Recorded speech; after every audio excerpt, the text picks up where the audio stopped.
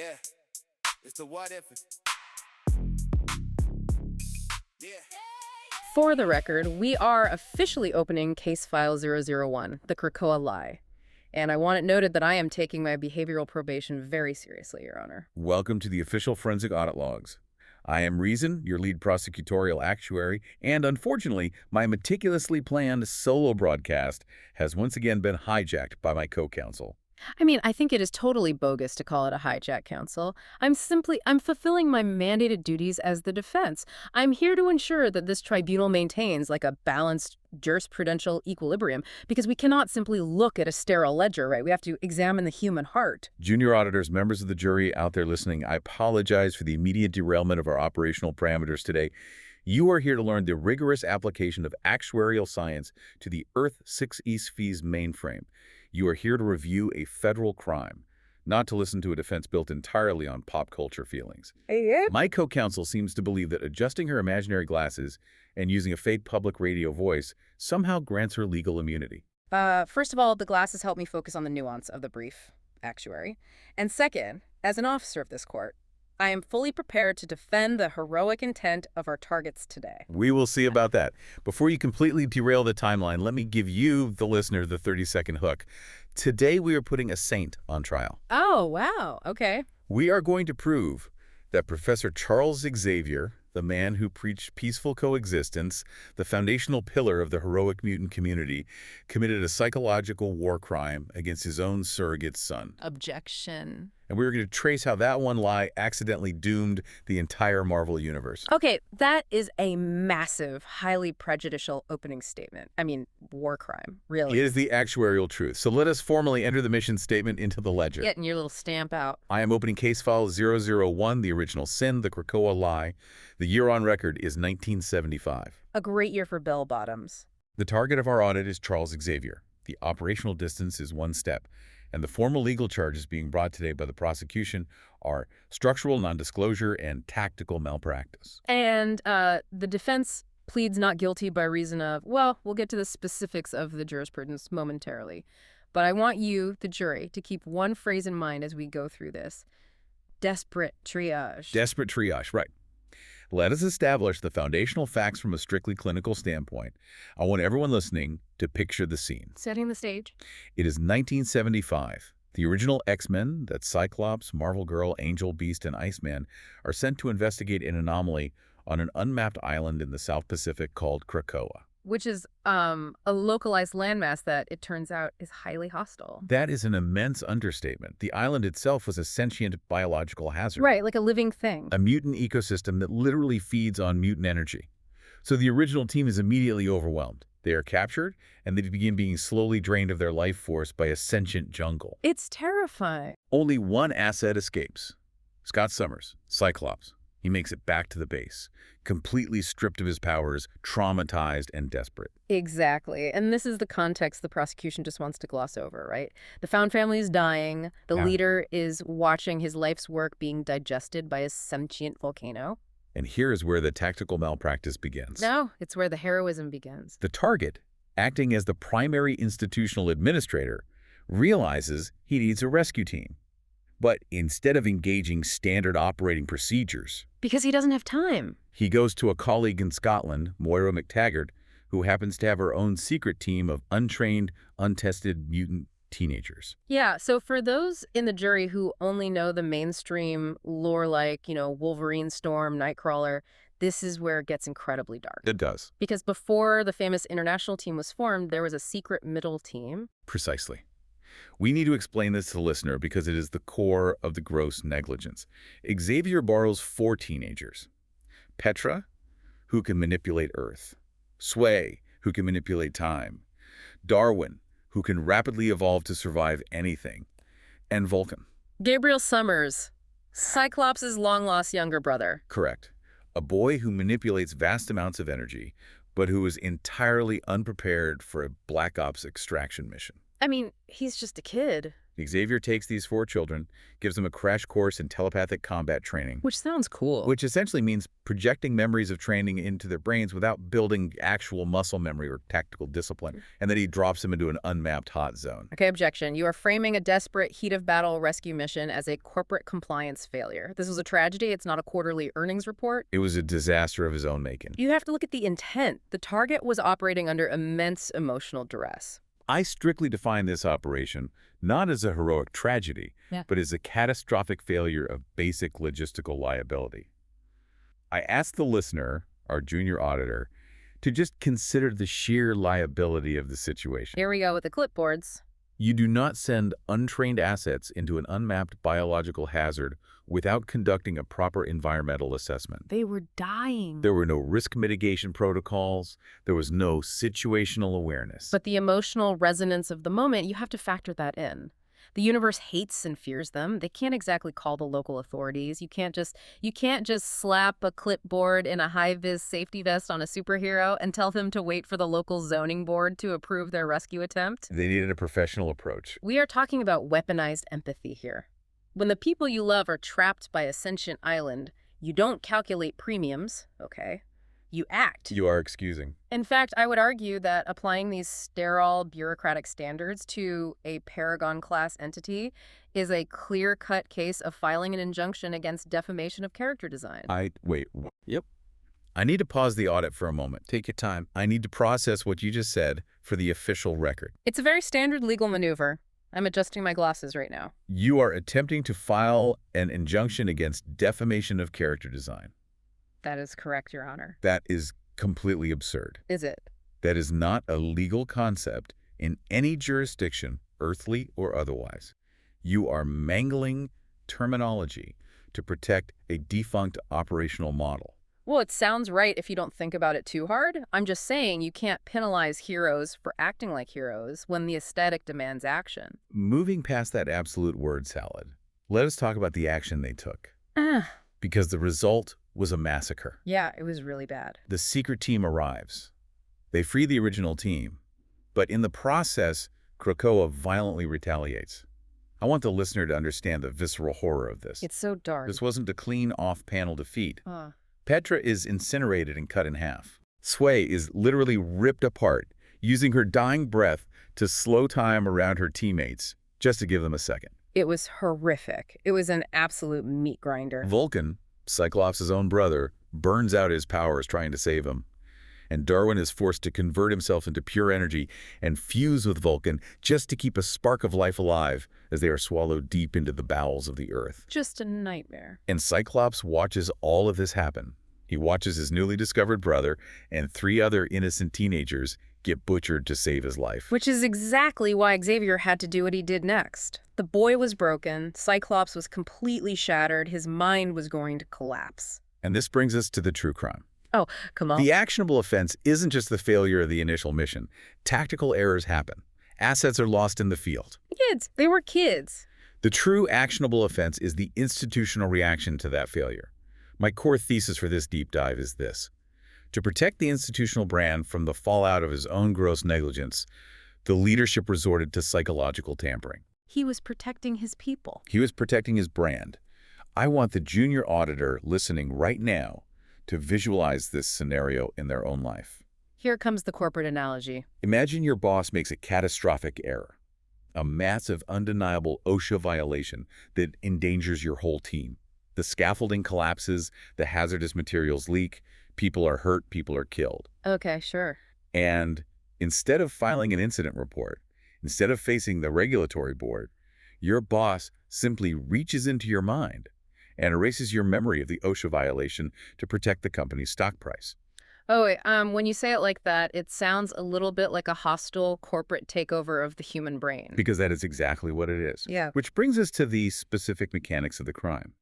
The target engaged in the direct asset stripping of Cyclops' memory. Look, I really hate when you use that term. He is a person, not an asset. You were talking about a father figure making a heartbreaking choice to spare his surrogate son from unbearable grief. Let us examine the mechanics of that heartbreaking choice. Please do. Telepathy, when used responsibly, requires consent. Usually, yes. It requires boundaries.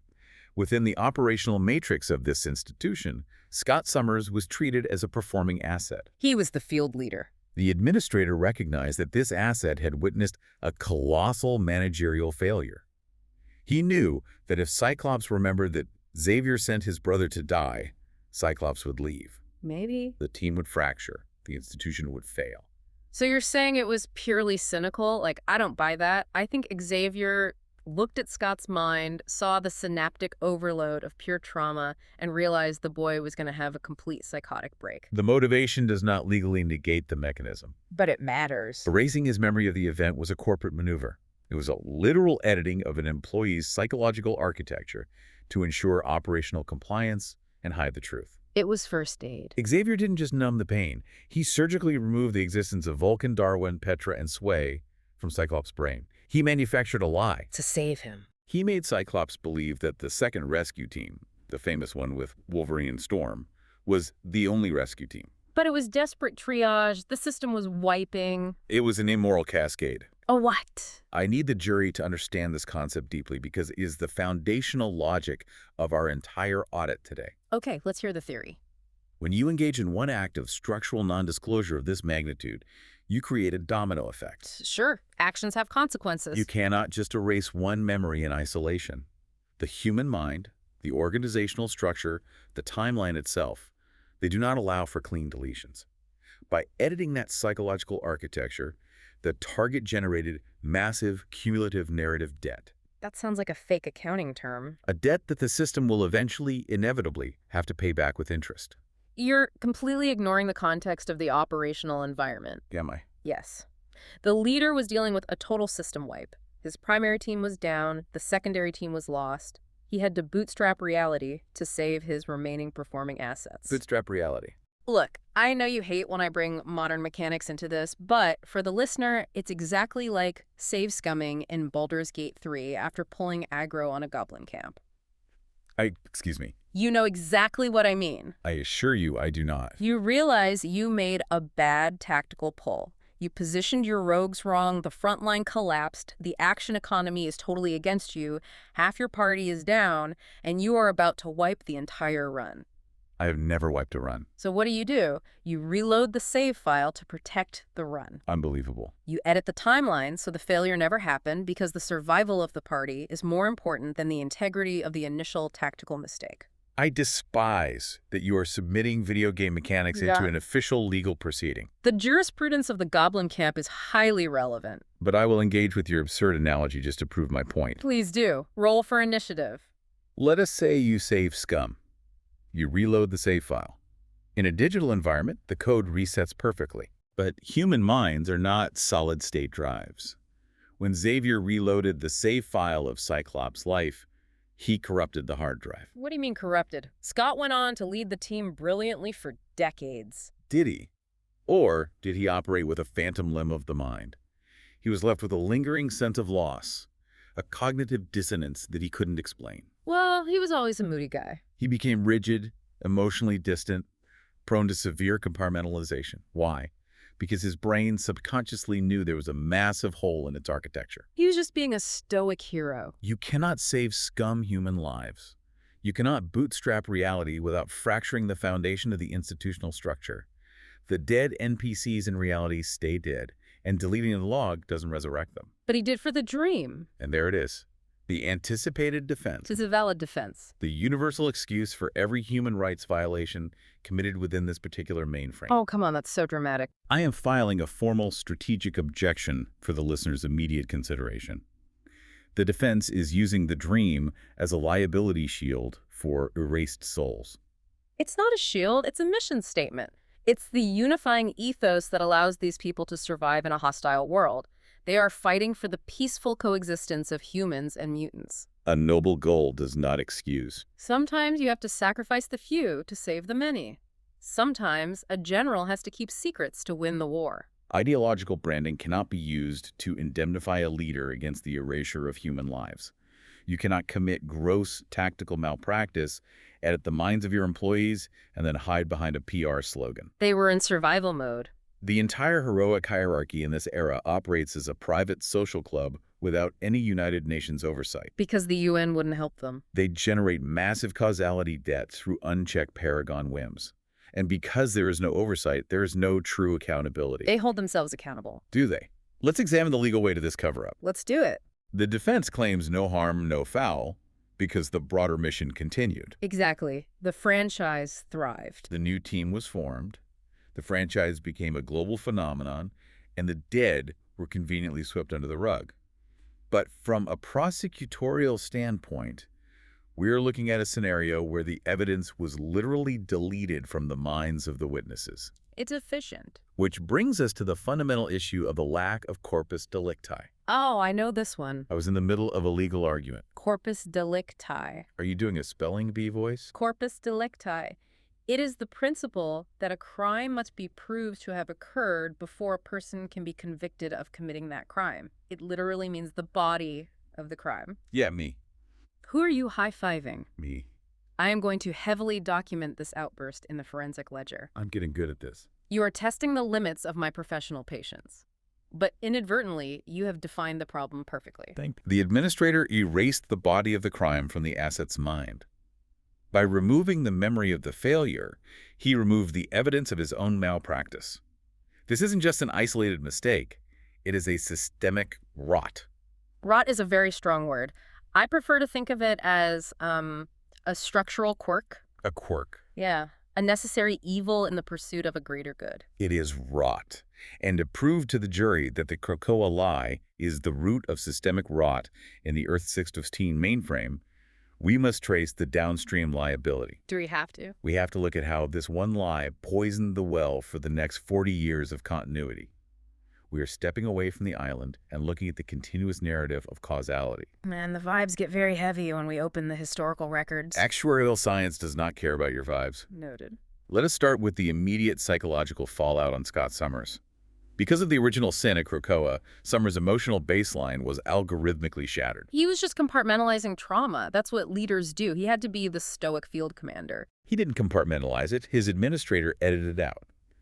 When you remove a core memory of failure and loss from an asset, you permanently remove their adult agency. That's a huge leap. You set them up for future psychological failures. You create a loop of corporate co-optation down the line.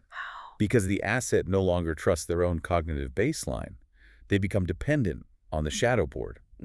They lose the ability to make rational, independent risk assessments. He made plenty of his own decisions. This is why, for the next several decades, Cyclops constantly second-guesses his own leadership, occasionally abandons his family, and ultimately suffers a massive nervous breakdown. Look, I argue for heroic autonomy, okay? The heroes are doing their best under unimaginable stress. They're making split-second decisions to save the world. Applying bureaucratic oversight to every emotional interaction would fatally slow down world-saving operations. They need protocols. You can't put a regulatory hold on saving the universe. Blaming the shadow board strips the heroes of their own accountability. Scott made his own choices later on. Objections sustained against the defense. You can't sustain your own objection. Gaslighting, as standard operating procedure, voids the asset's culpability. Oh, come on. If your baseline reality is a manufactured lie, your subsequent choices are fruits of a poisoned tree. Cyclops didn't know he had a brother burning in space. He didn't know his mentor was capable of deleting his mind. His autonomy was a carefully constructed illusion. But the whole community operates like this. It's an established culture of necessary secrecy. Exactly. The Xavier method of secrecy became the toxic standard. And it didn't just affect the X-Men. It infected the entire superhuman community. Okay, wait. You are piling the entire weight of the Earth-616 mainframe structural flaws onto one desperate decision made on a sentient island. It is the root cause. You are saying that because one leader panicked and tried to protect his team's morale, the entire universe is fundamentally bankrupt. The ledger proves it. Because eventually, the ultimate debt had to be paid. Here it comes. In 2005, a storyline called Deadly Genesis occurred. The forensic foreclosure. Oh, man. The energy in space shifted, and Vulcan, the brother who was left behind, the brother who was erased from Cyclops' mind, woke up. And he was very, very angry. He was a weaponized trauma response. He had survived purely on rage and the evolutionary powers of his dying teammate. He returned to Earth entirely insane and ripped the truth out of Xavier's mind for everyone to see. Yeah, that was messy. The entire era was declared a toxic asset. Cyclops finally learned that his father figure had manipulated his mind, erased his brother, and built their entire heroic foundation on the bones of dead teenagers. It was a tough pill to swallow. The hero's credit had run out, and the hardware defaulted. Universal narrative bankruptcy.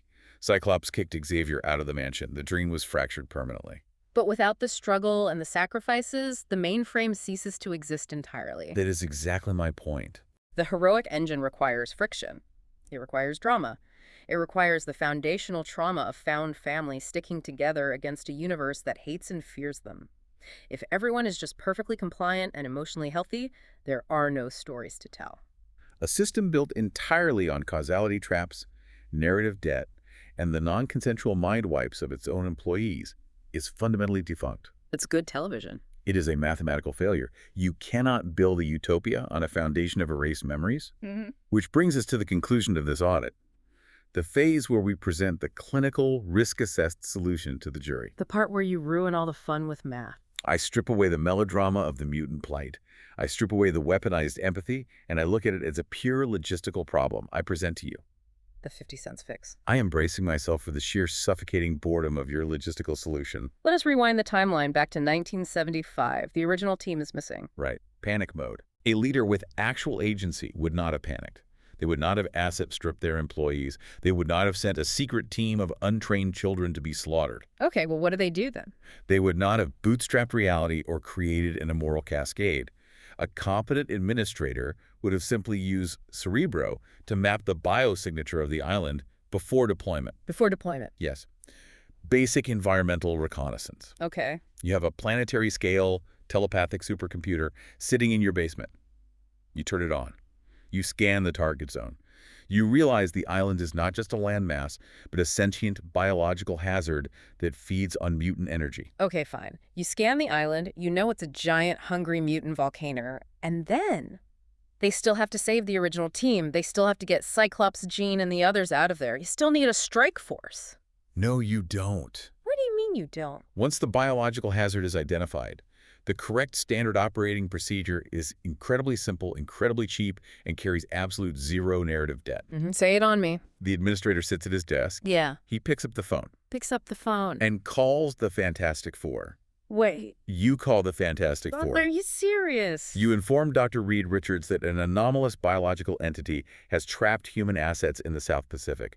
You request a professional, well-funded, scientifically backed search and rescue operation. They could just call the Fantastic Four. The Baxter Building have a listed public telephone number. Oh, wow. They are headquartered in the exact same state. The Fantastic Four specialize in anomalous biological entities and high-risk environmental hazards. They explore the negative zone on alternating Tuesdays. That's true. They have the advanced shielding, the specialized vehicles, and the massive operational budget to handle a sentient landmass without sending untrained mutant teenagers to their deaths. I'm getting good at this. No, wait, I mean, that's so logical it actually hurts my chest. I feel a physical pain in my sternum. It costs 50 cents for the local phone call. 50 cents. Reed Richards brings the Fantasticar, the Human Torch cauterizes the island's spores, the Thing punches the volcano, an invisible woman shields the hostages. Just punches the volcano. It saves lives. It prevents a half-century of trauma, continuity errors, and psychological torture. But the drama, the found family, the iconic debut of the all-new, all-different roster. Unnecessary risks. If you just call Reed Richards, we don't get the fastball special. We don't get Wolverine and Colossus. We don't get the international team bonding over their shared trauma. We just get a professional municipal-level extraction. Yes, a professional extraction. No trauma, no mind wipes, no dead teenagers, no immoral cascade, I hate no universal narrative bankruptcy. Just a successful rescue operation and a completed incident report. I am mourning the loss of the narrative right now. I acknowledge the undeniable actuarial math, but my soul is weeping for the lost aesthetics. You have successfully audited the magic right out of the room. The aesthetics of gross negligence are not worth the premium increases. You're a monster. Efficiency is often perceived as boring by those addicted to chaos. Junior auditors, members of the jury, I address you directly one last time before we close this file. Here comes the heavy stuff. I ask you to ponder the true cost of the heroic engine. Listen up, folks. If a fictional universe, or any real-world institution for that matter, requires causality traps, structural non-disclosure, and the systemic erasure of its own people's minds just to maintain its brand identity, is that system actually saving the world? Or is it fundamentally defunct? If your heroes must constantly commit malpractice to generate the friction required to seem heroic, perhaps the definition of heroism in this mainframe needs a regulatory overhaul. Deep thoughts. Ask yourself, who is paying the price for the drama you consume? That is a deeply provocative thought to end on. It really makes you question the foundational pillars of the media we consume and whether we excuse the trauma of our fictional heroes because we are addicted to their suffering. I am formally closing Case File 001. Co-counsel, consider yourself warned. Next week's audit will be even stricter. Oh, I bet it will. I expect 0 interruptions, a better grasp of the ledger, and absolutely no video game analogies. Yeah, totally heard and ignored. Now, per the terms of my behavioral probation, you owe me a boba tea run. I want extra pearls. And don't try to asset strip my order this time. What if it?